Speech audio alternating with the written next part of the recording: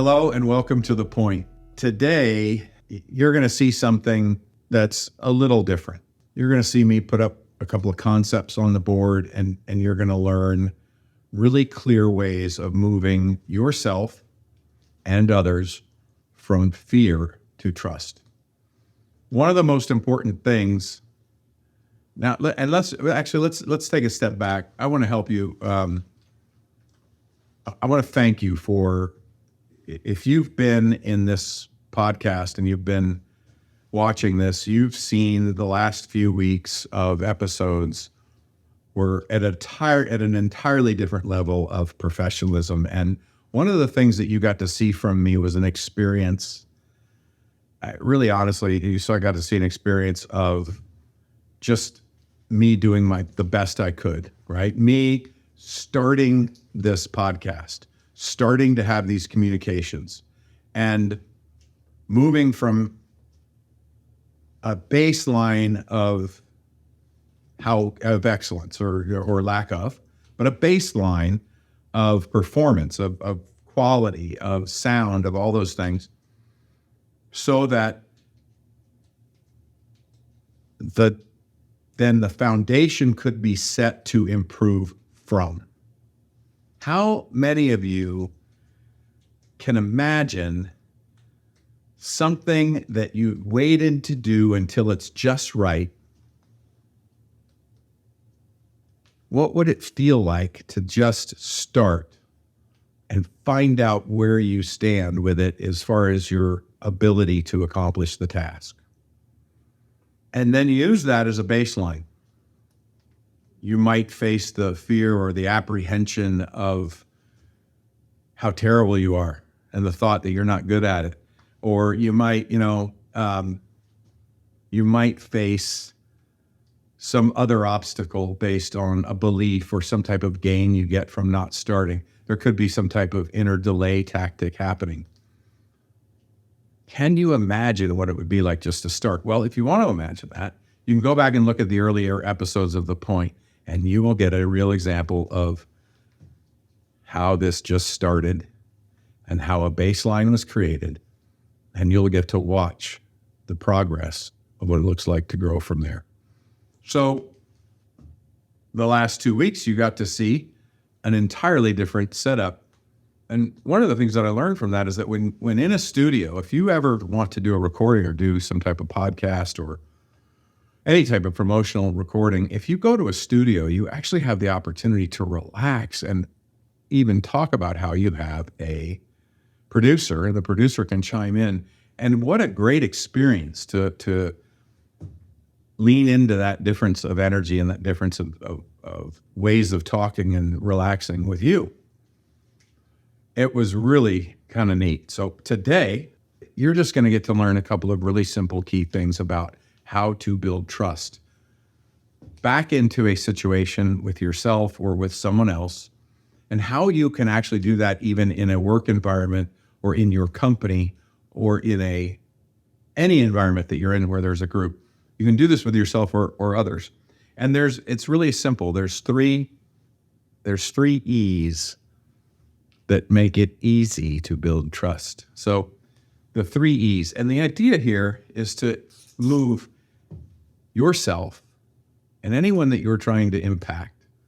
If you're trying to help someone go to action, one of the ways to do that is to build trust, to where the desire to take the action is easier and simpler because there's an automatic level of trust and knowing that everything's okay, and that there's this knowing that what you're doing and what you're recommending doing is just a natural thing to do next, because you have rapport, you have trust, you have relationship, and it's beneficial. So the key is to acknowledge that there's fear and that's where you are.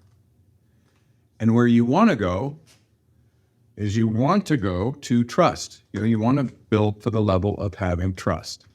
In order to move from fear to trust, you can do 3 things. 1, come from a level and a place of encouragement. Have you ever been sitting in your office or in your in your work environment, in your business environment, in a production environment of any kind, and someone starts asking you questions where your response is, I don't want to answer these questions. Why are these questions such an issue? Or why do people question this at all? Let's just move and go. Well, if there's an energy of fear, it's easy to go there. If people you're working with are afraid of getting in trouble, if they're afraid of being exposed in a vulnerability they have, if they're just not feeling really sure-footed in where they're standing in the environment they're in, that it's safe. It's common that they might have questions, they might have complaints, they might be griping a little bit or mumbling a little bit, like negativity's coming out a little bit sideways, and you're experiencing that and thinking, oh my God, why do I have to deal with this? And here's the first thing you can do. As a leader anywhere, one of the number one things you can do is just encourage, and start with encouragement. And the first encouragement is, I'm so glad you're talking to me. Thank you. I'm so glad you've chosen to open your mouth and share your concern or your question or your thought. It's so great that I get to hear feedback. You're giving me feedback, and that is something to be grateful for. That is the type of collaboration that we desire in this environment. Encourage, encourage, encourage, encourage. I'm so glad you're saying something. Now, this works in any environment. Somebody comes to you griping or anything else. I am so glad you're at least talking and that you feel safe enough, comfortable enough, or anything else to talk to me. Now, some of you might be saying, oh yeah, what if the right answer is, yeah, you're way too comfortable with me, and I don't want to hear any of that. I'm not going to say that that's a wrong answer if that's what your gut's telling you and you're holding a boundary that is valuable to hold because there's some type of inappropriate questioning. So this is not about inappropriate things or unwanted solicitations or unwanted advice or anything else. This is about people that it would be acceptable for them to be sharing a complaint, asking a question, or sharing a concern. Just be encouraging. Now, what do we do next? It's easy for you to say, oh, I'm glad you're talking to me, and move on. And then say, I'll go find out what the problem is, and I'll get back to you, and kind of shove it aside and push it aside. And maybe you take action and maybe you don't. Some of you, out of just a stance of integrity, you're going to do what you say you're going to do, and you're going to go find out what's going on. Maybe you already have an idea of what's going on, and you're going to hold that to yourself and say, let me go find out what's going on. You take time to compose yourself, then you come back and give an answer. All of these things are fine. But here's what rocket fuel can be for your building trust in an environment. And now you've already been encouraging, and you could take a little bit extra time from just saying, I'm glad you're talking about it. Thank you for telling me. You could put a little bit more into that. And then whatever they're talking about, edify what you're standing for. Saying that you're going to get back to them after you learn what's happening is suggesting that there's some type of a problem you should look into, and it's validating that there's an issue. So once you encourage someone for speaking to you about something and sharing their situation, their belief, their concern, the next thing to do is to edify what you believe is right, what you're trying to build on. That's the next E. You want to be edifying. You want to edify the situation. So somebody says, that meeting last Friday was confusing and I didn't really understand it. You weren't clear, the presenter wasn't clear, and they were not really clear what was happening or what was being shared and what you want me to do about it. Great. I am so glad you were talking to me. Did you like anything about the presentation? And wait for it. Well, it was just confusing, or whatever is said back to you. But you could ask, did you like anything at all? So look for something good. Give them an opportunity to provide something that they liked or that was good or that did resonate with them well. And then say, I'm sure that meeting was, and say whatever you do know about it. In one case, this happened in the last week. In one case, somebody was not at the meeting. They got some feedback about the meeting. They had created the PowerPoint and they got feedback. And they said that the response to the person saying, hey, I was confused, said, well, I'll go find out what's going on. And there was left this air of, well, yeah, this is confusion and this isn't good and this is a common issue and blah, blah, blah. And it didn't ensue anyone to take action to listen to or to pay attention to what was in the meeting. And the person who was receiving the feedback had developed the PowerPoint and had the opportunity, should they have chosen to do so, to say, did you like the PowerPoint? Because I created that. Now you're asking for more specific feedback. So in edification, as you're encouraging and edifying, you can ask for more, you can drill down and to get more specifics about the feedback and ask and look. The idea is ask and look for something that is resonant and agreeing on or good. Look for something that's good. And if nothing comes back to you that's good, then you can respond with, well, I am confident that that was a conversation that more clarity will be shared as we go along. And the topic was very important. We're in this, maybe you're in a fast changing environment and it's bound to be a little confusing sometimes. Along with, as you're edifying, one of the things you can also do is validate the individual for where they're at. It's probably perfect right now that you're having a little bit of confusion because your confusion leads to questions that need to be asked. And it's amazing. These questions can be answered. And this person, whoever it is that did the presentation, will benefit from hearing your questions. And part of what we're trying to do as we move forward, and part of what you will want to do as you're moving forward, is to inspire more questions and clarify confusions. And that is part of the process of learning. And that's part of the process of growing. So fantastic that you're sharing that you felt confused. And it's fantastic that you're asking questions so you can gain clarity. All of these things are exactly what should be happening right now. And you can feel confident that this environment is strong and right for all of the things that we want to accomplish, right? Much different from, well, I'll go find out what's going on and get back to you, right? Much different. Well, here's the third thing. The third thing is empowerment. Now, we've covered that already, but the other thing that can be done to empower someone through your language, that's the foundation is ready to launch from, is the idea that you've already encouraged someone, you've already been positive and edifying of the people involved and of the process or whatever it is that is meant to be, that is being discussed. And now you can empower. Now, we've talked about that a little bit in the idea of asking questions. Empower would be, why don't you summarize what you've learned so far and bring it back so we can discuss that? Why don't you look at what has been positive for you and then what is good, and then come back to me. Let's work on it then.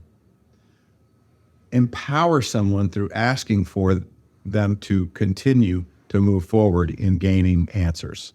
If you're moving from fear to trust, if you're wanting to really generate a significant amount of trust, and how many of you would benefit from having more trust in your life, a greater understanding of the paradigm of what trust is. The way to do that is to encourage, always encourage, edify, speak highly of the situation, of the idea that they're asking questions, whatever is edify, and empower. Give the person something to do that keeps them in the driver's seat of their life to continue on their journey to gain more of what they need. These three things done consistently, and if you're in an organization and if you own a company and you have several leaders in it, a handful of leaders that you're working with, if you're on a board of directors and you need your executive team then there's an issue with trust and fear and apprehension in your organization. These are key, elementary, simple things that you can do and get leaders to do and to focus on as simple ways of answering questions with real answers. The idea here is to make sure you're full of integrity, you're being honest about your comments, and do it in a way where you're being encouraging and edifying and empowering. That is something that can be leveraged in other areas, and it has one of the best measurements you could look for. Now, you've heard about gratitude on this podcast and on any content that gets put out there by Tip of the Sword or things that I focus on. We have these amazing ways of driving gratitude into our expressions of life and into our surroundings that go beyond just the basic experience of feeling grateful. And as we step forward and drive through gratitude as a way of being and an expression and experience, these things, again, all of it can just build on each other and generate a much better environment. And it's one of the best turnaround tools that you can deploy if you're trying to change an environment. One of the best tools you can use. Now, the final thing I'll leave you with is that if you measure these things, if you find a way to measure these things, then you can also hold people accountable to how well this is working. If you want to talk about how to measure some of these things that seem unmeasurable, reach out to me in a DM and I will be more than happy to send you a quick rundown of what that looks like, or maybe one of the accountability tools we use, or even have a conversation to talk about how you can path through and decisions on how you're going to reach the goal, like ideas of how to get their actions that'll help get you closer, agreements you make with others, and then results of those actions and how that can loop to new awarenesses and then change the entire picture based on what you're learning of what the goal is. Some of these things that just seem impossible to measure, we found amazing, fluid ways to measure what other people have always thought was evasive and unmeasurable. In the world of human resources, oftentimes we stay away from some measurements as far as goals of the company and everything else, because that's up to operations or that's up to someone else. But we've learned how to bring some of these measurements into some of these tools of measurement into different environments and get extremely good data on how we're moving forward, and also measure how quickly we're moving forward based on simple tools like this. So DM me and I'll get you that information. Again, it's great to have you here. Keep the comments coming.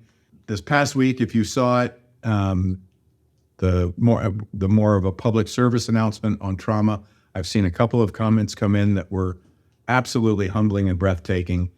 Thank you for the support and the moment to allow me to have a voice outside of the professional view and vision of driving change, and go a little bit more personal and deep into what that looks like in other situations that I'm passionate about. The comments that you said are amazing, and I will continue to reach out to those of you that have commented. If you haven't heard from me yet, I promise you will. So we will see you next time. Thank you for joining us for another amazing episode of The Point with me, Jeff Spikes. The greatest compliment you could give me is liking, loving, and sharing this episode with all your friends. So please, if you're on Spotify, iHeart, or iTunes, leave a 5-star rating and review. If you're on YouTube, like and subscribe. Make sure to tag me. I love hearing from you, the listeners of this show. The links for all my social and iTunes are in the show notes. Also, if you'd like to engage with me in anything related to my coaching, consulting, speaking, or programs, please visit jeffspikes.com for everything you would need to know to engage with me offline. And lastly, thank you for your time, your attention, and your consideration. This is The Point.